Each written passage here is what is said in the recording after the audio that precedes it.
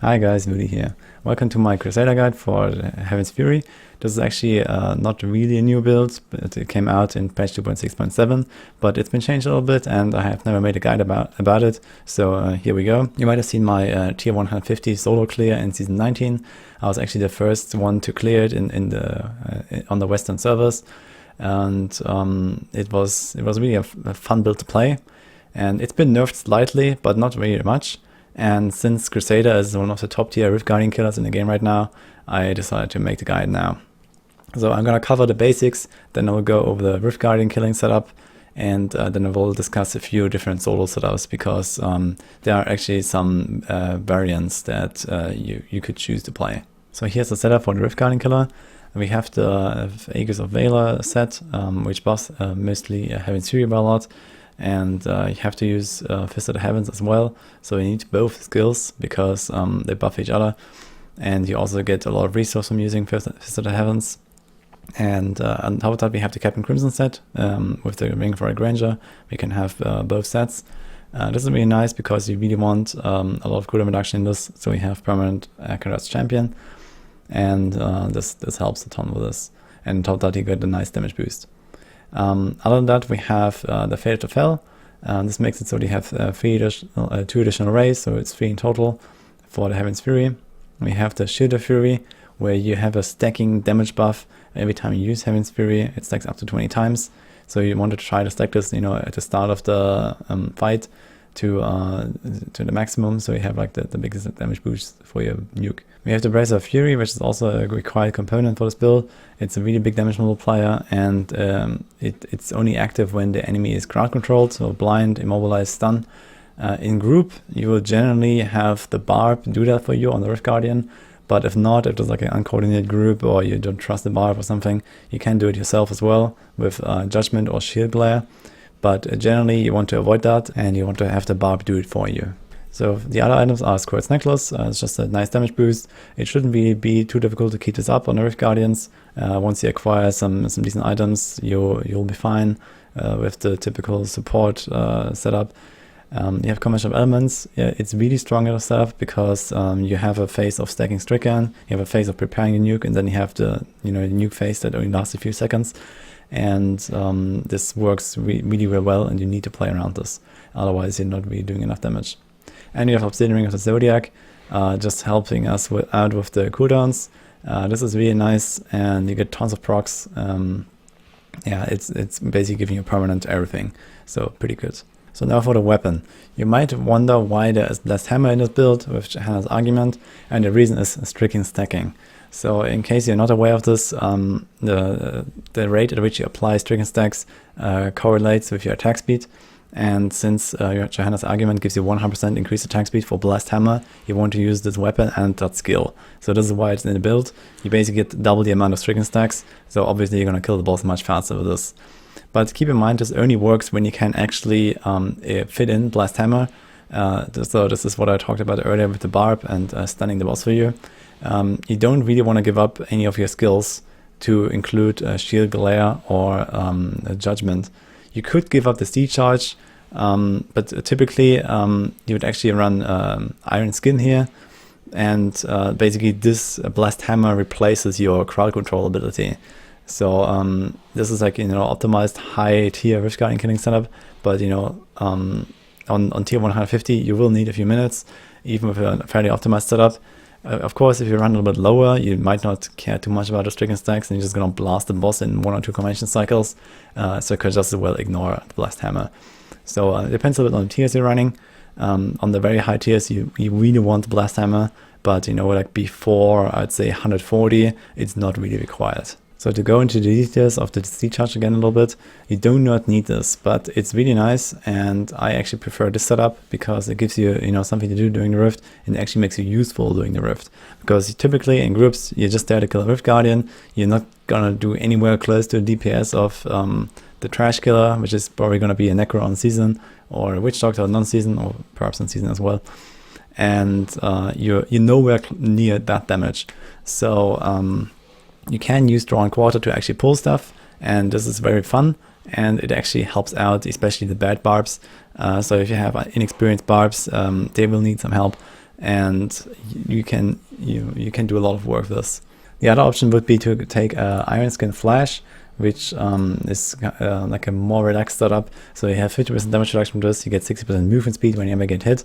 This is very nice, and this is like more like the typical setup, and makes the build very easy to play, of course, especially like at low Paragon, at low gear level.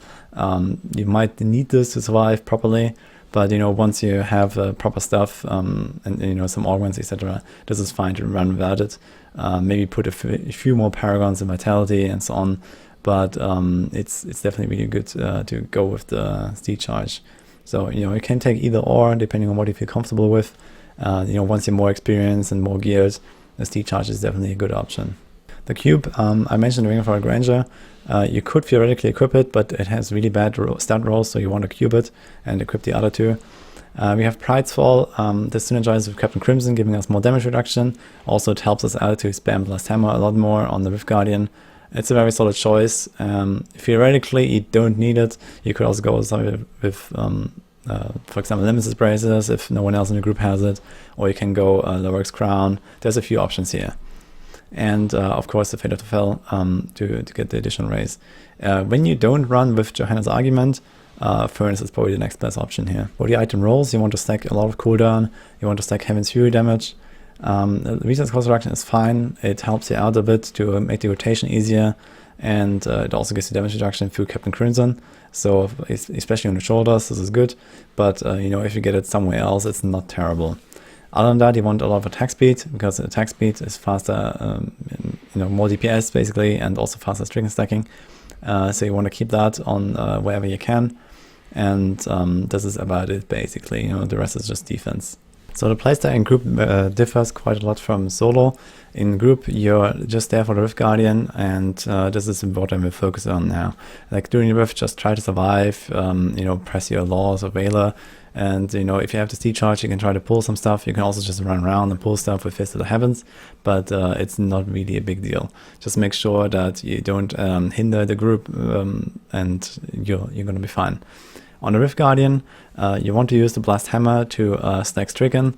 So what you want to do is you pop the Laws of Valor, because it gives you 50% resource cost reduction, which also increases your damage reduction, by the way, from Captain Crimson. And you will spam away the hammers. And then around 2 seconds before your convention cycle comes up for Holy, so like halfway through Fire Convention, you will apply 3 times Fist of the Heavens on the boss or around the boss, and it will keep sapping the boss, so you get a lot of resource back, and it will also proc the 2-piece bonus to buff your Heaven's Fury. And then basically exactly on convention, you will start nuking with Heaven's Fury. On the high tiers, it's fine to not stack the Shield of Fury before, just do it during your first 1 or 2 rotations. It will stack naturally, and then by the time you have some Stricken, you will also have the Shield of Fury stacks, and you do the big damage. On the lower tiers, you probably want to apply Shield of Fury stacks a little bit more early, so before your convention as well, you want to spam a little bit of Heaven's Fury. That depends on the kill times, of course. So depending on the tiers you're running, maybe do a little bit more Heaven's Fury early on to get the Shield of Fury stacks. And that's about it. So just make sure that the crowd control is applied exactly during your convention. So typically it's very easy to see for your support barb when he has to stun. So even if you can't see your convention cycle, you can see your Heaven's Fury animation, and you can just tell him to start stunning by the time he sees your first cast. And this typically works pretty well without like a big margin of error. After this, you basically just rinse and repeat.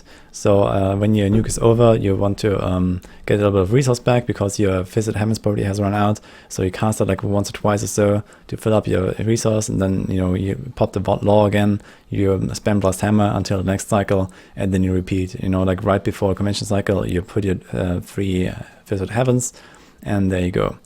You want to avoid spamming Fist of the Heavens too much unless you're really struggling with resource. And the reason is, again, the Stricken stacking, because the Fist of the Heavens, it will keep doing damage, and basically when a tick happens in between your Blast Hammers, like the Fist of the Heavens might get the Stricken stack and apply a longer cooldown to Stricken. So you want to use it as little as possible and use as much as possible from Blast Hammer. simply to increase your stricken stacks. But of course, it depends a little bit, like how much resource cost reduction you have, how much price fall uptime, etc. So you shouldn't really prioritize Blessed Hammer at all costs when you're running out of resource. There's no point in that. One thing worth mentioning is that certain Rift Guardians have a little bit of an issue with the Fist of the Heavens. So, for example, Infernal Maiden, I remember, is typically a boss that for some reason doesn't get hit a lot by Fist of the Heavens. And the trick is to put the Fist of the Heavens around the Rift Guardian if that happens. So most of the time you can just put it right on top, but sometimes it happens that certain hitboxes are really weird, and you want to put it around the Rift Guardian, and that way you will keep your resource high. Okay, now for the solo setups, I actually have 3 different defeat planners here, and I'm gonna explain it to you. So first of all, this is probably like the most standard version here. So we have a pick sticker, and instead of the Johanna's argument, we're not using the Blessed Hammer anymore. We have this weapon. It's very easy to get. It has 5 primary stats. It has pretty nice secondary stats. Overall, a solid choice, and you shouldn't have much trouble getting a good one here. And you just cube the Fate of the Fel. So it's easy to acquire this setup basically. We have Endless Walk. There is no Obsidian Ring in the setup, so you want to stack a lot of cooldown reduction to make sure you have a very high accuracy uptime, and with perfect cooldown values, you can get to 96% uptime here with a Gogok.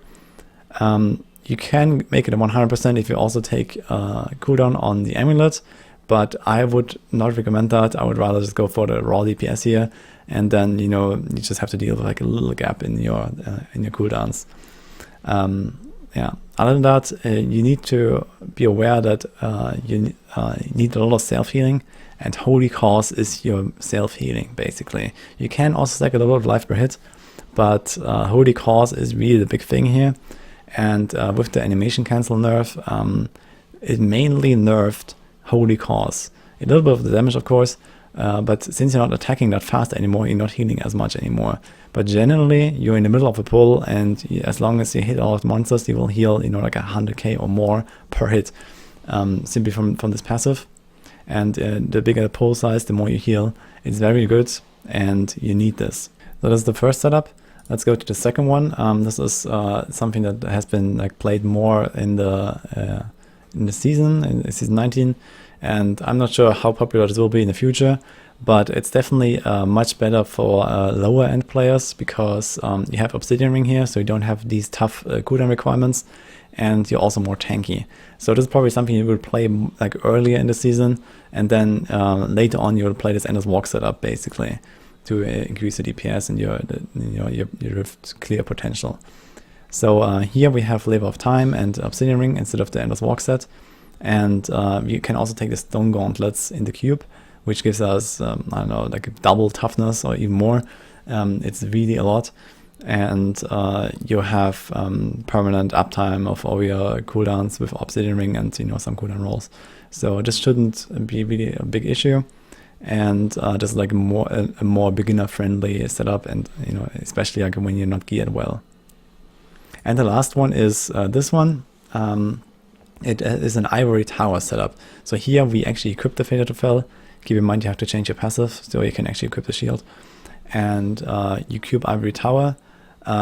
This makes it so that whenever you block, you release Fires of Heaven. So you have Heaven's Fury, this is the rune. It's called Fires of Heaven. And it's basically like a free proc. And this is very nice, especially against certain elite affixes, against certain monster types that really hit you a lot, very fast. Certain Rift Guardians, something like Orlash with the beam, basically just melts. But there's some others, and theoretically this is the strongest setup as long as you fish enough. And on season this is actually even better, because you have the option to cube 2 weapons, or 2 shields in that case. So instead of the Aquila, you could take Akarat's Awakening, which is a shield that basically works a little bit like Obsidian Ring. It reduces your cooldown every time you block. And like this, you theoretically have the strongest setup as long as you get the right rift for it. So this is something for like the high-end pushing. And you want to tank a little bit more, you want to stand still a little bit more, and make the Ivory Tower do a lot of work basically. and in some cases you can really just obliterate elite packs, Rift Guardians, anything, when you proc like 10 times a second or something. So it's really strong in certain situations, but of course not every Rift is made for this. Other than that, you have to keep in mind when you play this setup, you need a lot of block chance. So there's no Gogok in the setup, but we have Hold Your Ground, which gives you 30% block chance. So use Esoteric, so you build more tanky, because this build really needs you to be tanky. And also your shield has a base block chance. It rolls from, I think, 11 to 20% base block chance, and you can roll another 11% on top of it. So you want to have a shield that has really high block chance, something like 28% or so, at least. And to just optimize a little bit more. If you really want to play Ivory Tower and you feel like you're not strong enough, you could take Flavor of Time again. You could take Justice Lantern. Justice Lantern has additional block chance, and it also gives you damage reduction based on your block chance. This is a very nice option to play this build, but this is most certainly going to be weaker than the standard version with Pickstacker. But if you really like Ivory Tower, it's really fun. I can definitely recommend it. So the playstyle in solo basically revolves around making really big pulls. So since you have Iron Skin and Flash, you walk a little bit faster and you can walk for enemies. So this makes it very easy to make pulls. You can just pop some Fist of the Heavens everywhere all around you, and stuff will aggro and come towards you. Then you try to stack them up. But keep in mind, your defense comes from your offense. Holy Cause is the one thing keeping you alive in the big pulls, and you need to attack to survive. So don't try to just walk around when things get a little bit hectic. You need to attack to heal up. So this is very important, and of course keep up your buffs from your 2-piece, your 4-piece. It shouldn't be a big issue. Just throw some Heaven's Fury, some Fist of the Heavens every once in a while, and you're good at that. Make sure you don't overuse your cooldowns because you have Obsidian Ring probably. You want to not macro or numlock your cooldowns necessarily, but you want to use them exactly when you need to. Especially Akarat's Champion, you probably want to time it so that you don't constantly refresh it whenever it's ready, because you waste a lot of Obsidian Ring procs like this. You want to make sure that your Iron Skin and your Laws of Valor have really high uptime, because those give you a lot of damage reduction. Other than that, you just apply your Shield of Fury stacks, and you can make the nukes just like on the group build. Doing a convention cycle, apply the judgment before you nuke, and there you go. Keep in mind that air damage is actually not really a big thing in this build. I think it doesn't work with the Shield of Fury stacks, so you don't really rely on having a big pull too much. You just want to have a big pull simply because it gives you more progress, but it's not really such a big deal. If you want to finish off an elite or something, generally you will have the damage for that, but don't waste your time. Especially in the high tiers, even elites can take a very long time to kill, even for a Rift Guardian killing specialist like the Crusader. And you just play like any other build. Try to stack up elites with the trash, kill the trash and drag the elites along, and eventually the elites will die. So this is how you have to do it. You can use a conduit to your big advantage to finish off elites in a nice map, and so on. And then Rift Guardian should be fairly easy to kill in most cases, because the build is fairly strong on Rift Guardian. And that's it for this guide. I hope you liked it. If you want to see the build in action, as I mentioned earlier, I did do Crusader clear in season 19. I did a 150 there, so it's slightly different, but you can see the build at least. And yeah, it's definitely stays a strong build. I don't know if it's going to be nerfed again in the future. We'll see, because it's still like on the stronger side. It's like the second strongest build in the game after Witch Doctor right now, and we'll see if that changes in the future. But I don't think the build or the guide would change a lot. So they might adjust some numbers, and that's about it, I assume. Yeah. Anyway, hope you liked it, and I'll see you guys next time.